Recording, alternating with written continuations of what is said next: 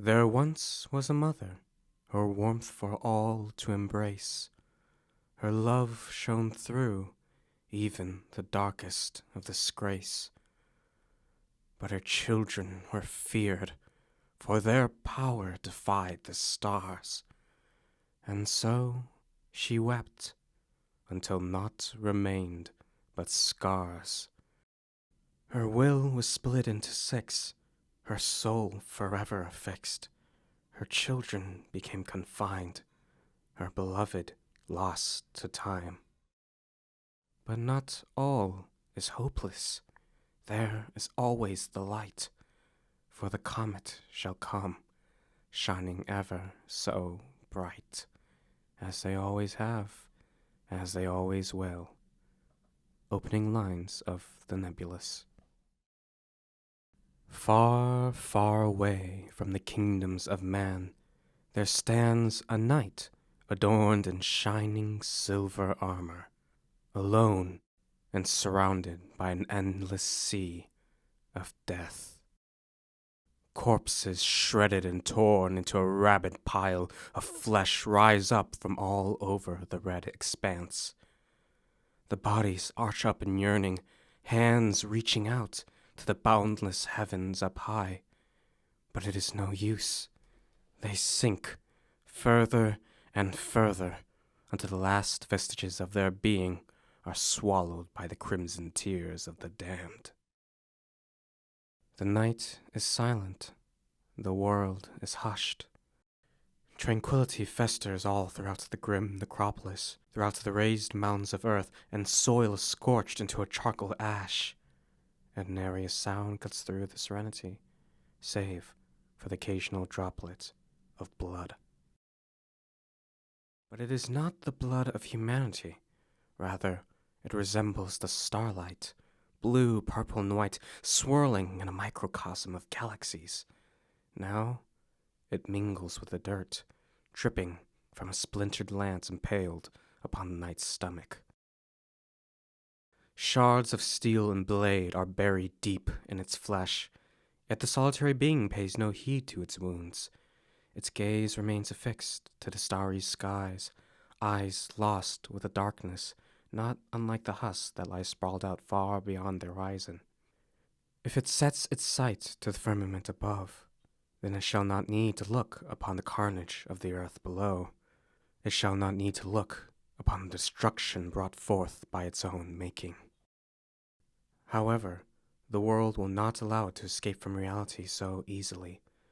A faint gasp escapes from a still-breathing remnant nearby, the sole survivor belonging to the forces sent to slay the knight, though it appears they shall not carry the title for long.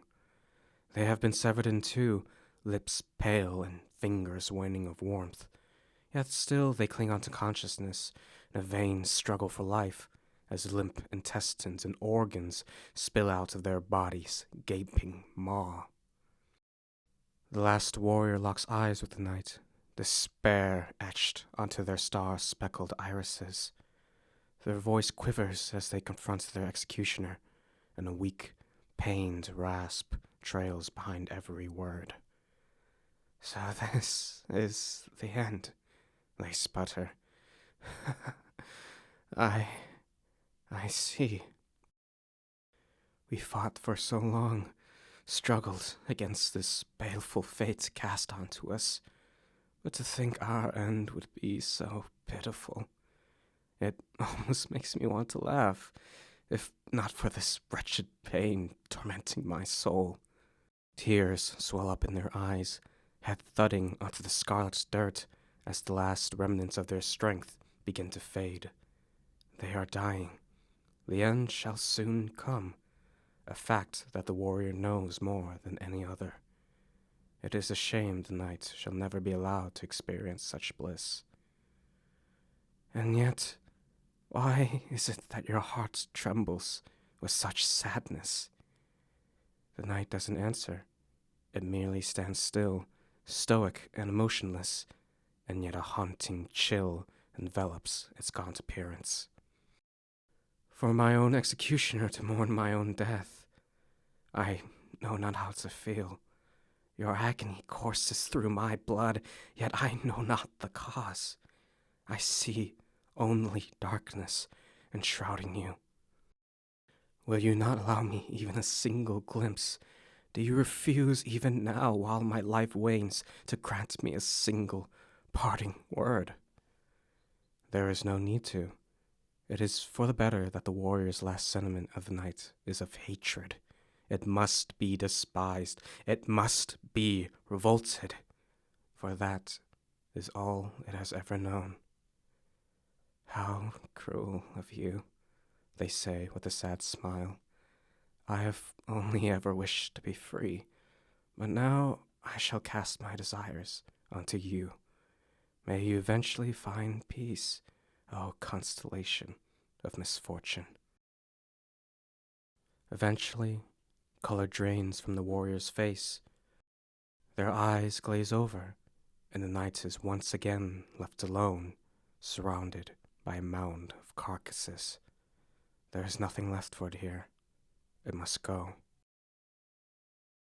After a moment, it turns around and trudges through the decimated plain. The knight's plated foot tramples atop the withered and the fallen alike, rots permeating the air with its putrid decay, while the squelching of dense sludge assails its ears with every passing breath. Slowly, gently, it marches forward. But with every step, a growing weight pulls on it from behind. It starts as a faint tug, a feeble wrench. The force hounds on it by the second, until it is as if the roots of the world itself are attempting to halt its advance. The knight glances below, and is met with the spectral hands of the slain. Innumerable creatures of malice manifest from the underground and claw all over its body, wailing out the stars and attempting to drag it deep below the mud and filth alongside them.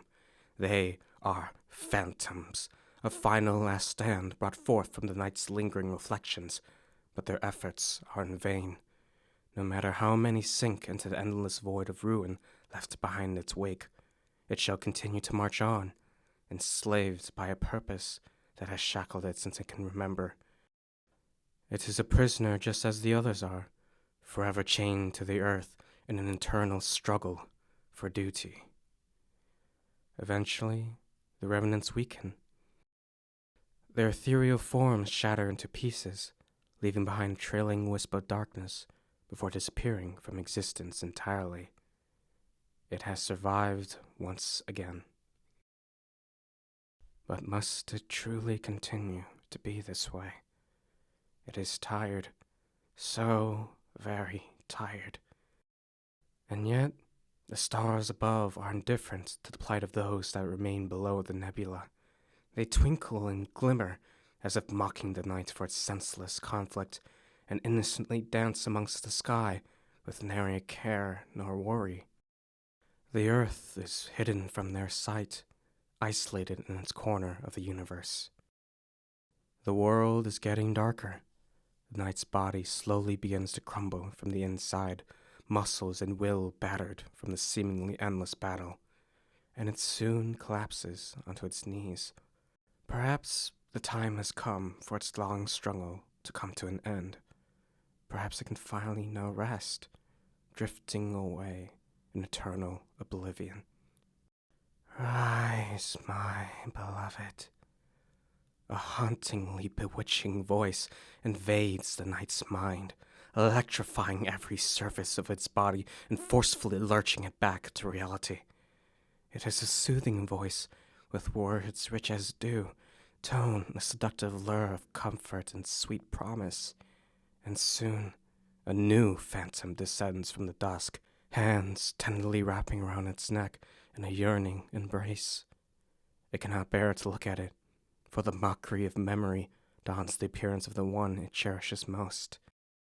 You cannot rest, the wraith pleads. You must rise, again and again, until they are safe from those who blot out the sky above. Protect them, my shining constellation, for that is your duty. The reflection lingers in a spell of frozen eternity, before planting a soft kiss on its helm's cheek and fading back into the long quiet. It cannot disobey the voice. It cannot disobey its final wish.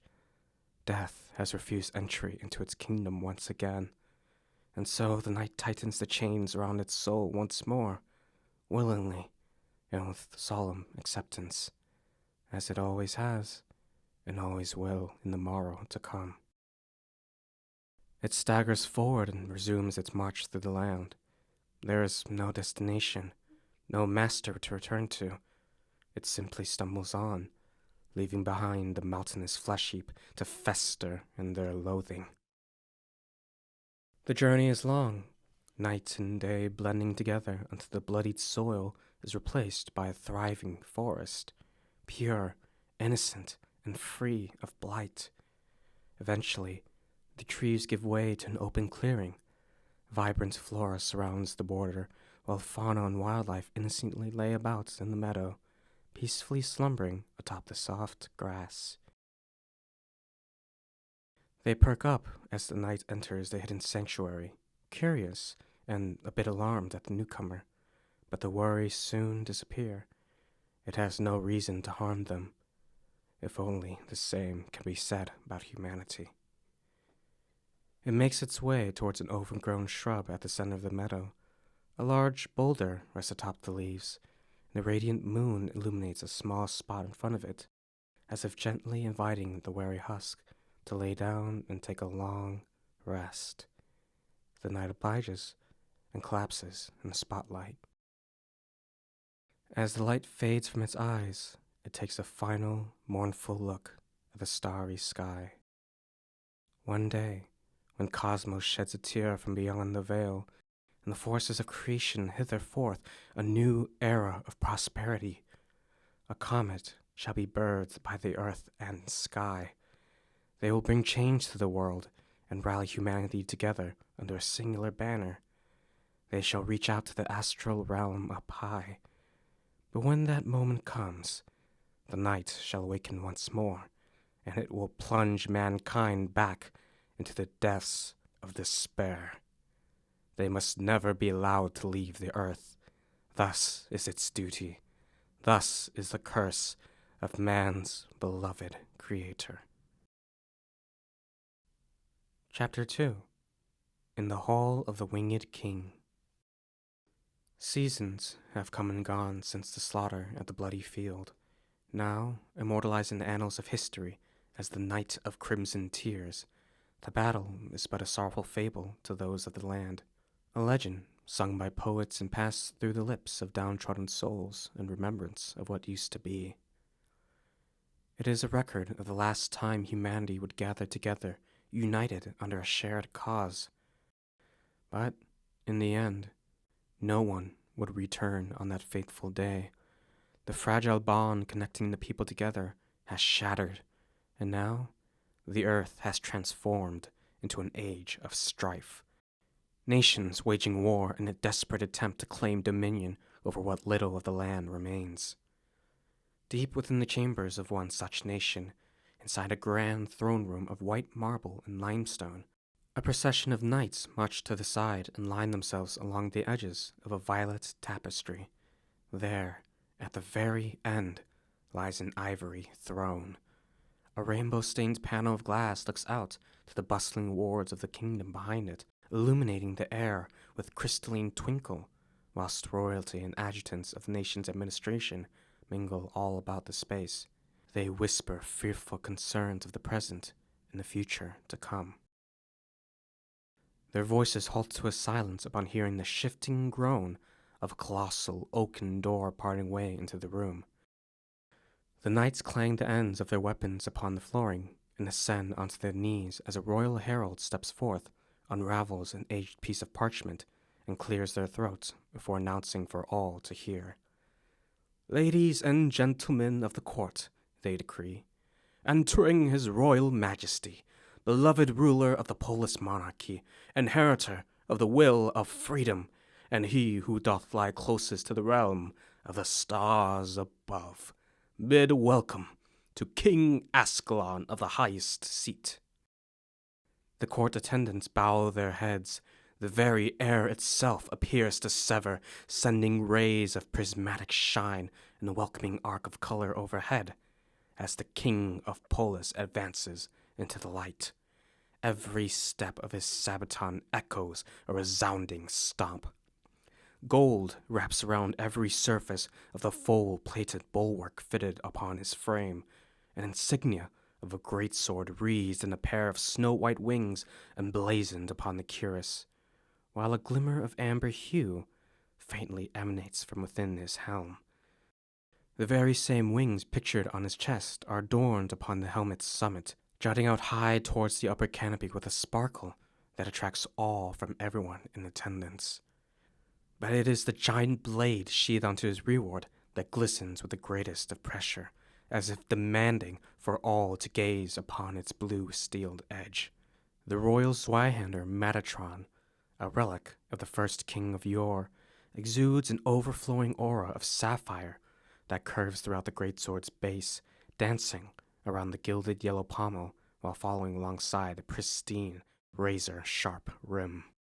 The Metatron glows with a consciousness of its own, basking in the tension from the surrounding onlookers while the king stoically makes his way towards the throne. His guiding aura fills the room with comfort, easing the minds of the anxious as thoughts of worry and restlessness soon begin to disappear.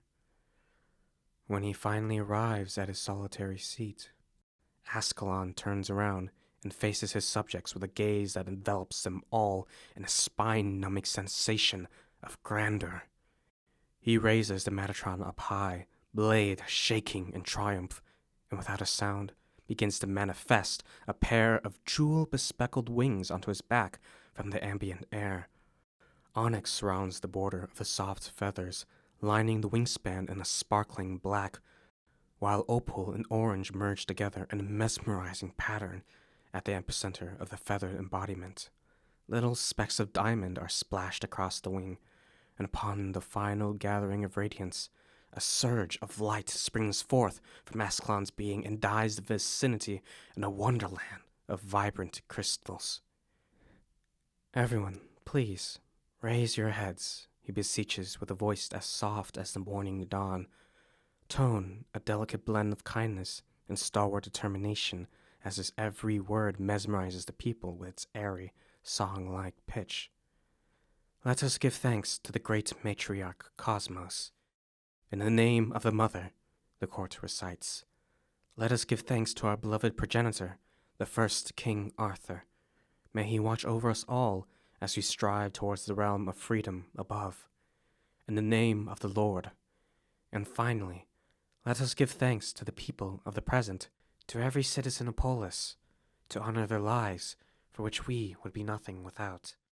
In the name of the Spirit, may peace be with us all, and may we all be hallowed under the boundless grace of the stars above," Ascalon concludes, rescinding the light and returning the court back into its normalcy. He lets out a small, exhausted breath before taking his place on the throne. "Now, let us begin this session."